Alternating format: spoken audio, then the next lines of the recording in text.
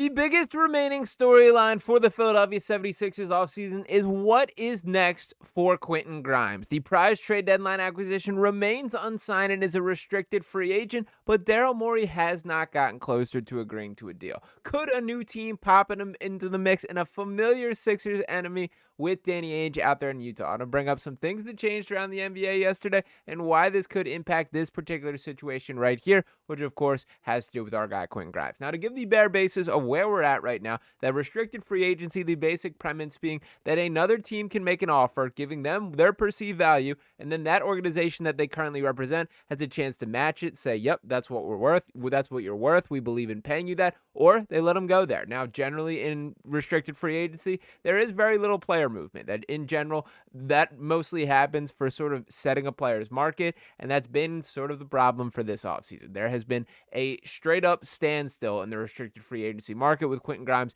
being one of the leading candidates feeling this heat. He's not the only one. Jonathan Kuminga in a similar financial spot, Josh Giddey in a similar financial spot here. But for Grimes specifically, all signs have pointed to him returning to Philadelphia. It is just dependent on the price point here. We've talked about its connection to Gershon Yabusele. The frustrating part about this from the Sixers standpoint is if they had got this order of operations done where Quentin Grimes was under contract, they could have offered that same contract for Gershon Yabusele. Obviously, that has not played itself out, and I understand that Grimes needs to be the priority based on what their value is to the team, what their potential is as a player, but it is disappointing to me that these two sides are still dragging their feet. And that is the latest update that we do have, as Kelly Iko updates saying there has been little to no movement with Quentin Grimes and the Philadelphia 76ers. The two sides are hoping to continue communication in the coming days. Now, my personal frustration with this is I believe the free agent money has dried up. That the teams that we sort of had circled coming into the offseason was really only the Brooklyn Nets. Then all of a sudden, with the Malik Beasley situation changing the financial outlook for the Detroit Pistons, the Pistons were a team to keep a watch on. And then that was basically it. Well, a new player has entered. A new bombshell has entered the arena here. And as that was the Utah Jazz make a 3-team trade with, of course, the Miami Heat sent around Norman Powell and the Los Angeles Clippers, who sent away Norman Powell, and then that. But our guy Yossi Gosselin tweets out the cap breakdown of this and says the Jazz decreased payroll enough where they could pivot to becoming a cap space team. They can have $22 million in cap space if they waive KJ Martin and Jaden Springer's non-guaranteed salaries. By the way, a pair of familiar Sixers faces right there as well. And he notes this would give them even more spending, as well as the $8.8 million room mid-level exception there. So Yossi always on top of those type of breakdowns here, but not the best news for the Sixers. Now, the Utah Jazz have some pretty clear priorities here. They're trying to be a bad basketball team next year. That they have their full sights on. We're getting a top pick with AJ DeBansta being that guy to keep an eye on next year. That is the new Cooper Flag, and I think he's pretty close to that when we get to where he ultimately plays out. He will be a one-and-done guy at BYU to keep an eye on. The point being here that the Jazz are intent on being in the mix for those caliber of players here. Now, Quentin Grimes makes them better, which is something that I do think works against this, but I think this would be an intentional move by Danny Ainge to basically put the Sixers in a bad spot, to make their future cap situation worse. It reminds me a whole lot of a move that went down a couple off seasons ago. And what was that? That was the Utah Jazz signing Paul Reed to a 3-year, $23 million offer sheet with the Jazz. And the biggest note in this was this specific provision, which is still something that I've never seen, that one of the terms in the offer sheet provides a unique twist. The first season of the contract is fully guaranteed, and the two following becomes guaranteed for $15.7 million if Reed's team advances to the conference semifinals in the 23-24 season. Now, obviously, the Utah Jazz at this point, and still at this point, are not in a spot where they should be talking about getting past rounds in the playoffs here. This was something that was obviously only applied to the Sixers. Now, in this exact situation, Paul Reed ended up being the guy getting the short end of the stick, as the Sixers did match that offer sheet there, and ultimately did not get past that round. So what happened? His contract became non-guaranteed, and he ultimately was waived during the season by the Pistons, came back on a cheaper price point, but this direct poison pill clause that was put in there cost Paul Reed a couple $1 million there, but this was done by Danny Ainge to come down on the Sixers. That I think realistically, to pull this back up from the Paul Reed perspective here, that this was a higher price point than they were hoping to pay for Paul, and I think that is true for both sides here, but this was about stretching. This is about willing. For the Sixers specifically in this spot, this is going to be a very similar outlook, that with Quentin Grimes, it's about stretching, it's about prodding, it's about how bad do you really want this guy. Now, do I think the Utah Jazz really want Quentin Grimes that desperately? Absolutely not. Do I put it past Danny Ainge to put in some sort of creative clause to make it pretty difficult for the Sixers to retain him? Absolutely not there. That I think that is on the table and likely, and even if this is just mind games or something, it is worth keeping an eye out. Now, the bigger story here is still, of course, the contract between Quentin Grimes and the Sixers. That to me, it is maddening that there has been this lack of progress, and I keep thinking why. Now, I had another theory on why exactly this could be the case here. I mentioned how I don't believe there's a market out there, how there are teams.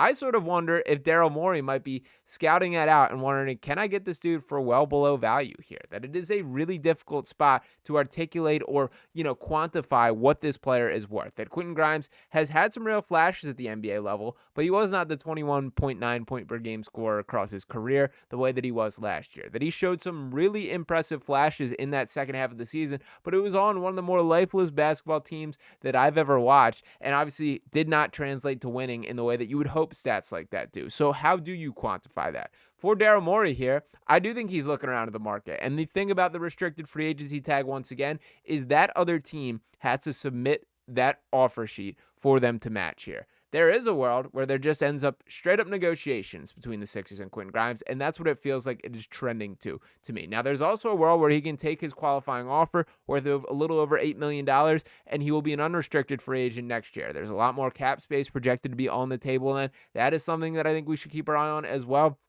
But I do wonder if Daryl Morey thinks, okay, so you want $25 million. Realistically, around $14 million is sort of the price point that we've seen floated out for Grimes from a Sixers angle here. And again, this is all theorizing that we have not heard this from Daryl Morey. I do wonder if he says, well, if nobody's offering you 25 and no one else is offering you 14, how about we start working with 10? How about we start working with 8? And I do wonder if Daryl Morey is going to pinch pennies and try and be really cognizant of that. If you can get another key player under 25 years old with potential on a cost-controlled deal for multiple years, that is a major win. Now, are you playing with fire a little bit? Could you disrupt some things? What's the agency situation? There are a lot of games and a lot of factors that play into this, but that is sort of where my brain has got to. I think there's a couple different things going on with the Grimes situation, and for Quentin specifically, he's obviously still intent on maximizing his money, getting the biggest possible contract that he can find, whether that is in Philadelphia or elsewhere. Now, to lay this out from the Sixers perspective here, I did want to note that the salary cap in particular sort of does not matter for this specific signing here. That shout out to the Sixers. Adam tweets out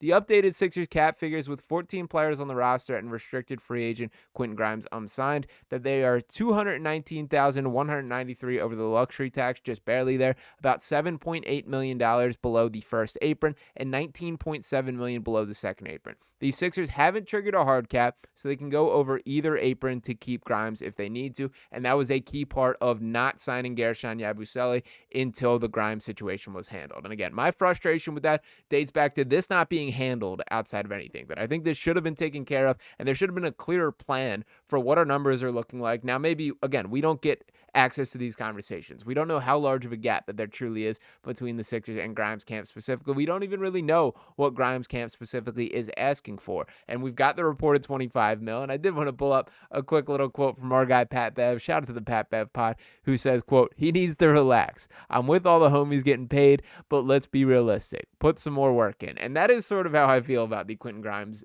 overall here. He's a good player. I want him back on the Sixers team. I think he should be a starting member of this Sixers team, at least at the beginning of next season, but I don't quite think he's a $25 million per year guy. Now, granted, Devin Booker just got $75 million. Shai Gilgeous-Alexander making historic money. It is tough to comprehend in real person terms what this money is to these players here, but I don't think Quentin Grimes is quite in the stratosphere that he's trying to put himself in. If that is the case, if he believes he is, then you can sign me up for that qualifying offer. Let's go. Let's prove it. Let's see what you can do on a team that is intent on winning, because we've seen this guy bounce around quite a bit already in his career. He's had some nice success with the Knicks. He's shown some flashes with the Pistons, obviously played for the Mavericks, and then looked great with the Sixers last year.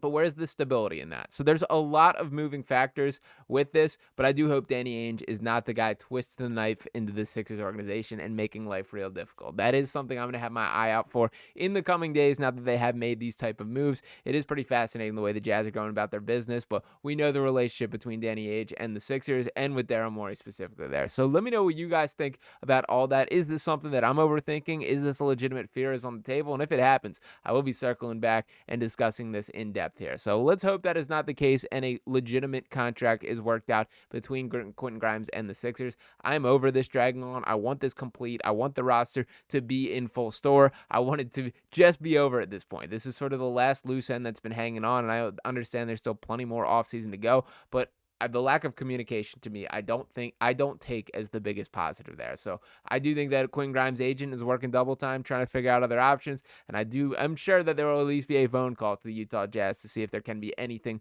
put on the table there. So we'll see how things shape out from here, but not exactly the best feeling in the world that this is not concluded and put under wraps to this point. We will see how things shake out, but appreciate each and every one of you guys tuning in this video here. Let me know what you guys think about all those concepts here. How in are you on Quentin Grimes? Is there a price point that you would be out that you're fearful of him being paid more than he's worth? Drop those thoughts below and your overall expectations for him if he does come back. As always, make sure you guys are hitting that subscribe button if you have not just yet. Drop a like on this video here. I'll be back talking to you next time right here on Sixers Digest. Peace.